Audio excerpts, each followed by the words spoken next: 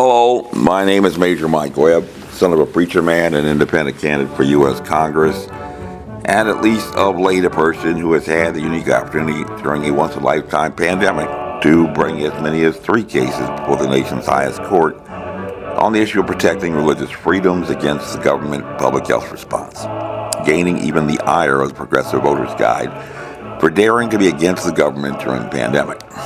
Even though the former Virginia governor himself, Ralph Northam, acknowledged in December 2020 that he had exceeded his authority in the restrictions imposed upon places of worship. And in the last Lenten season themed video, we had the chance to establish the fact that at least historically it is acknowledged by all and not rejected by anyone that a man named Jesus of Nazareth had lived. And anyone who objects to that statement, that someone believes that Jesus lived, would certainly be rejecting the majority opinion and what is a pretty strong scholarly foundational basis. You may, however, debate to your delight as to whether he had been immaculately conceived or not, whether he was the Son of God or not, whether he had performed miracles or not, whether he was raised from the dead or not. But it remains a historically established and settled fact that, for whatever reason, he was taken before the Jewish leaders at the Sanhedrin, who in turn had handed him over to the Romans to be crucified, which was a punishment reserved for very particular circumstances. And not just everybody committed crimes enough to warrant being crucified. And so, to be intellectually honest, one must concede that this historical Jesus probably was not given that punishment for no reason at all, and probably was not crucified by accident. And feel free to debate to your delight the reasons therefore, but the proclamation of Easter is he is risen. And for the next few moments, we're going to take some time to review these events because while the account of the death on the cross across the synoptic and Johannine accounts is fairly consistent, the reports of the miraculous resurrection present like a RASHOMON narrative, with differences noted when reported from the perspectives from Luke, the Greek physician, Matthew, the tax collector, Mark, the disciple, and John, the son of Solomon, who was the wife of Zebedee, in accounts not recorded in writings until decades later. To the extent the accounts are consistent, they all began at about the same point of departure, agreeing that it was the day after the Sabbath, on Easter Sunday morning, that a group of women, to include Mary of Magdalene, had gone to the sepulchre that had been donated by John of Arimathea, the man who had begged from Pontius Pilate to take the dead body to be dressed for burial, anointed with oils and laid in the tomb, which had been sealed by a very large stone. And so let's begin with what historically is the closest to a first-hand account in the Synoptic Gospel of Mark, who was the only writer with a qualification of being an actual disciple, or at least his community has that proximal nexus. And in the 16th chapter is recorded. And when the Sabbath was passed, Mary Magdalene and Mary, the mother of James, parenthetically the brother of Jesus, and Salome, parenthetically the mother of John, had bought sweet spices that they might come and anoint him. Not brought, but bought. And what is the problem presented for these 3 women? Jesus has been laid in the tomb, which has been sealed with a large stone, very large stone. This is that moment at the funeral after all have had an opportunity to view the body and the casket has been closed. But these 3 women have at some time after the crucifixion, and at least from here, before or after the Sabbath, gone out to purchase new spices that they want to use to anoint the body of Jesus, which has already been clothed and anointed. As in the Johannine account, it had already been noted that Nicodemus had brought 100 pounds of oils and aloe to anoint the body, which is in the sepulchre that has already been sealed and closed with a large stone. And most of these problems are not resolved in the narrative of Mark, which does, however, go on to acknowledge that the group of women did expect to encounter a problem when they arrived. What are they thinking about for a plan? Recall that in the Synoptic Gospel of Matthew, It is said that on the next day that followed the day of the preparation, the chief priests and Pharisees came together unto Pilate, saying, Sir, we remember that the deceiver said, While he was yet alive, after 3 days I will rise again. Command therefore the sepulchre be made sure until the third day, lest his disciples come by night and steal him away, and say unto the people, He is risen from the dead, so the last hour shall be worse than the first. Pilate said unto them, Ye have a watch, go your way, and make it as sure as ye can. So they went and made the sepulchre sure, sealing the stone and setting a watch. So perhaps these women believed that after the passing of 3 days, they can persuade the posted guard to let them enter. But at least here, there is no account that they even saw the guards that had been authorized to be posted by Pilate, and that had been requested by the chief priests and Pharisees, doing their works technically on the Sabbath, breaking their own laws and colluding with the Roman authorities. One of the particular reasons why people didn't like tax collectors back in those days, raising more suspicions about why this man was given up to be crucified and killed. But in the Costa Pertan account, as recorded in Mark, it says, and very early in the morning of the first day of the week, they came unto the sepulchre at the rising of the sun, parenthetically indicating that they probably did not purchase the spices that morning or on the Sabbath. And they said among themselves, Who shall roll us away the stone from the door of the sepulchre? So parenthetically, Mary of Magdalene, Mary, the mother of Jesus and James, and Salome, the mother of John, know that they have arrived to perform their anointing spices too late. They know that they are in the wrong and are yet determined to press on. And what happens next? When they looked, they saw that the stone was rolled away, for it was very great. And entering into the sepulchre, they saw a young man sitting on the right side, clothed in a long white garment, and they were affrighted. And he saith unto them, Be not affrighted. Ye seek Jesus of Nazareth, which was crucified. He is risen, he is not here. Behold the place where they laid him. But go your way, tell his disciples and Peter that he goeth before you into Galilee. There shall ye see him, as he said unto you. And they went out quickly, and fled from the sepulchre, for they trembled, and were amazed. Neither said they anything to any man, for they were afraid. So just for review, we have 3 women who at some point had purchased spices. On the day of the crucifixion, arrived late to the tomb to anoint the body, and then hoped that somebody would extend them the opportunity to open the sealed tomb for them, because they had missed their chance and opportunity, arriving untimely, and they met with a surprise, finding the stone already rolled away. And when they entered, they encountered a man who scared them speechless, and who had told them where to go, that they might find Jesus risen from the dead. And this is where the story departs from other accounts. Let's go now to John, who as a son of Salome and Zebedee has the next closest nexus to a first-hand account in the Johannine Gospel, chapter 20, which is a traditional scripture for Easter sermons, where it is recorded, the first day of the week, Mary Magdalene cometh early, when it was yet dark, unto the sepulchre, and seeth the stone taken away from the sepulchre. And the account from Mark at verse 9 in chapter 16 says that, Now when Jesus was risen early the first day of the week, he appeared first to Mary Magdalene, out of whom he had cast 7 devils.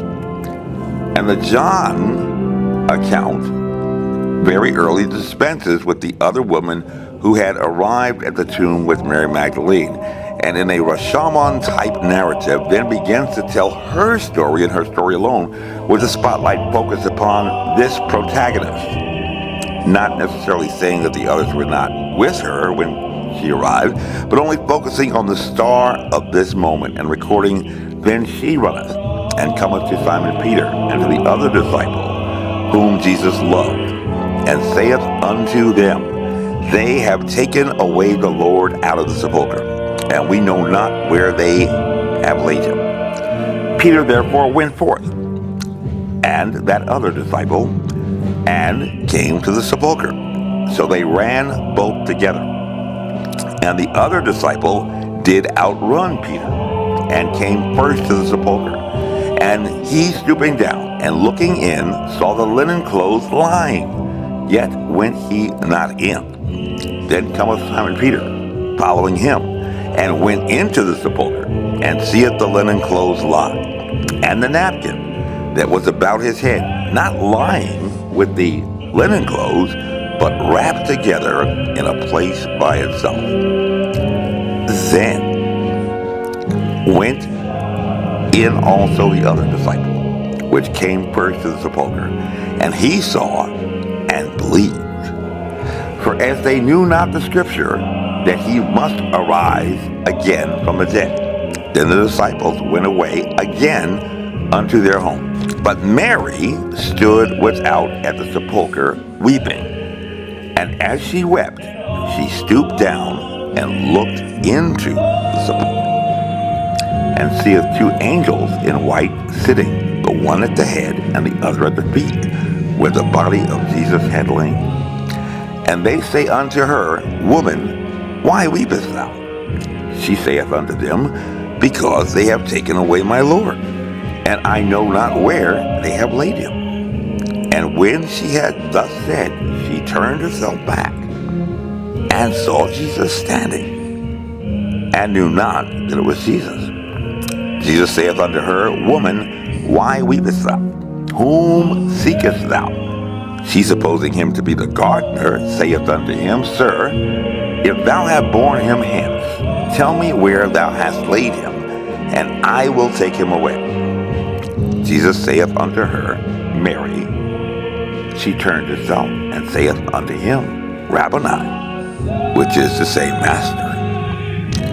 Jesus saith unto her, Touch me not, for I am not yet ascended to my Father, but go to my brethren, and say unto them, I ascend unto my Father and your Father, and to my God and your God. Mary Magdalene came and told the disciples that she had seen the Lord, and that he had spoken these things unto her.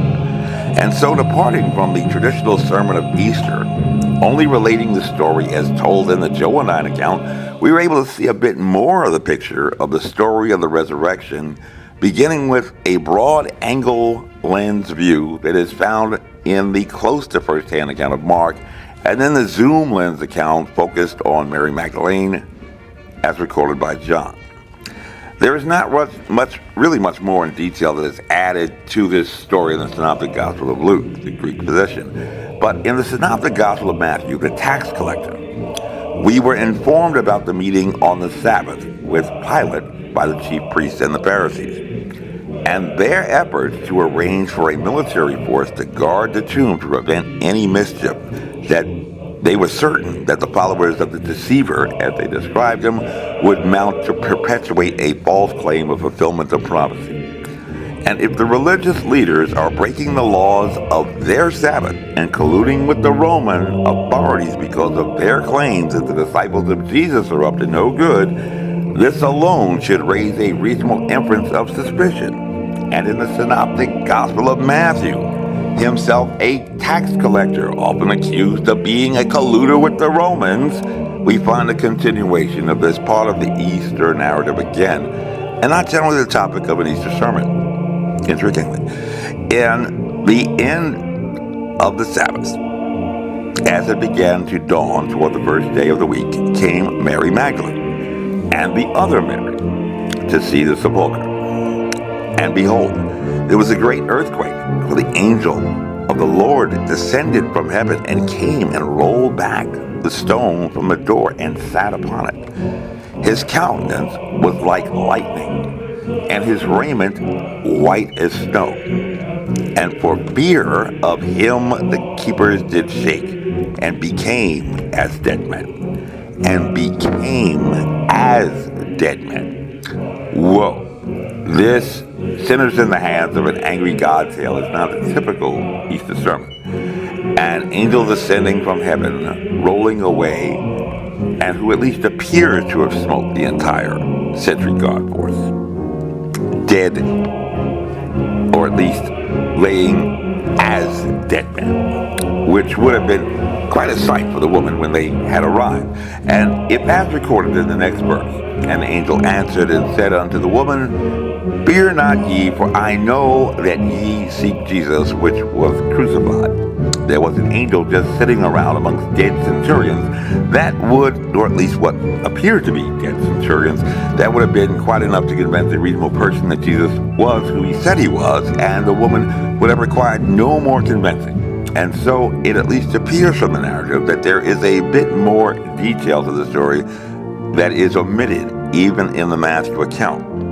But the tale picks up at verse 11, stating, Now when they, parenthetically, the woman who had come to the tomb, were going, behold, some of the watch came into the city, and showed up unto the chief priests all the things that were done. If the sentry force that had posted the guard had all been slain by the angels, who would have then gone back to the Roman authorities to report, but not to the Roman authorities, but to the religious authorities. Like upon the arrival of the woman at the tomb, they knew they were not entirely coming with clean hands, especially if they were dead soldiers, and hoping to do a little scheming for advantage. It doesn't look like they were dead. They're probably sleeping or woken up. Well, if you know anything about your guard duty, you know that a guard force often has a changing of the guard and a relief force that may have discovered some people sleeping or dead. And it was probably the relief force that had discovered the carnage, or soldiers sleeping, and stone that had been removed. And anyone who has gone to basic training or has served in the military is at least familiar with the 11 general orders of the guard. 1, to take charge of this post and all government property in view. That would include the dead body of Jesus. 2, to walk my post in a military manner, keeping always on the alert and observing everything that takes place within sight or hearing, like angels showing up from nowhere. 3, to report all violations of the orders I am instructed to enforce, like angels rolling away stones and stealing away the body of Jesus. 4, to repeat all calls from the post, more distant from the guardhouse than my own. 5, to quit my post only when properly relieved. 6, to receive, obey, and pass on to the sentry who relieves me all orders from the commanding officer, field officer of the day, officer of the day, and officers and petty officers of the watch. 7, to talk to no one except in the line of duty. 8, to give alarm in case of fire or disorder. 9, to call the petty officer of the watch in any case not covered by instructions. 10, to salute all officers and all colors and standards not case. 11, to be especially watchful at night and during the time for challenging, to challenge all persons on or near my post, and to allow no one to pass without proper authority. And so, at least anyone who has served in the military and stood guard, the account regarding what may have occurred when the relief force arrived is not entirely unexpected, especially given the prior meeting on the Sabbath between the high priest and the Pharisees with Pilate and the government authorities, Pontius Pilate, who at least before had wanted to wash his hands. And it says in the Synoptic Gospel of Matthew, And when they were assembled with the elders and had taken counsel, they gave large money unto the soldiers, saying, Say ye, his disciples came by night and stole him away while we slept. And if this come to the governor's ears, we will persuade him and secure you. So they took the money and did as they were taught. And this saying is commonly reported among the Jews until this day. And this last part of the account provides a bit more required detail for the story, especially regarding what the religious leaders told the soldiers that had bribed to tell the authorities that they were sleeping. Because had an angel slain the entire sentry guard force, the governor and the Romans would certainly have taken notice at some point, because accountability of troops and personnel is a priority in any military organization. But so too is dereliction of duty, and the soldiers who had been found to have failed in their assigned mission, surely there would still be consequences for them. and it would be reasonably expected that whatever monetary settlement that had been arranged was a sufficient tender in consideration in quid pro quo for the cooperation with the religious leaders, who they had sought somewhat circumventing their command so as to arrange a deal, but also to compensate for the injury expected to be suffered for failure to follow the orders to post a guard that had been issued by Pontius Pilate, to whom they should have reported and not the religious authorities. And Pontius Pilate, who had once been a man who had simply wanted to wash his hands of the matter that was determined yet not to go away. He is not here, for he is risen, as he said. Come see the place where the Lord lay, and go quickly and tell his disciples that he is risen from the dead, and behold, he goeth before you into Galilee. There ye shall see him. Lo, I have told you. And behold, there was a great earthquake, of the Lord descended from heaven, and came and rolled back the stone from the door and sat upon it. His countenance was like lightning, and his raiment white as snow. And for fear of him, keepers did shake, and became as dead men. And they departed quickly from the sepulchre with fear and great joy, and did run to bring his disciples word. And as they went to tell the disciples before Jesus met them, saying, All hail, and they came and held him by the feet and worshipped him. Then said Jesus unto them, Be not afraid, go tell my brethren that they go into Galilee, and there shall they see me. And so, again, there is certainly some consistency in these accounts about the crucifixion that take the timeline for the story up to the resurrection. Joseph of Arimathea is pretty consistently identified as the wealthy man who had claimed a dead body from Pilate to be buried in a sepulchre that he had prepared for himself, that the body was wrapped in linens before the beginning of the Sabbath, and that the large stone was placed at the entrance of the tomb, sealing the body that had been taken from the victim of the crucifixion, a punishment not generally meted out for just any common crime, but rather to enemies of the state, who it might be in the best interest of the Jewish leaders here to share a common interest in having eliminated. But yet a man, about whom, despite making world history, was not alleged to have set off any violent insurrection, which, at least to a reasonable person, should raise a question as to who this person was, and what exactly did he do that was so very unique and special, setting him apart from the vast multitude of others even in his day. And the only way to be intellectually honest is to ask that question, and ask why somebody would not want you to ask that question today. This briefing is unclassified. As you were, my name is Major Mike Webb, and by God, I am running for U.S. Congress. This year, resolve to do the right thing, and we shall make America great again. Honest, get real.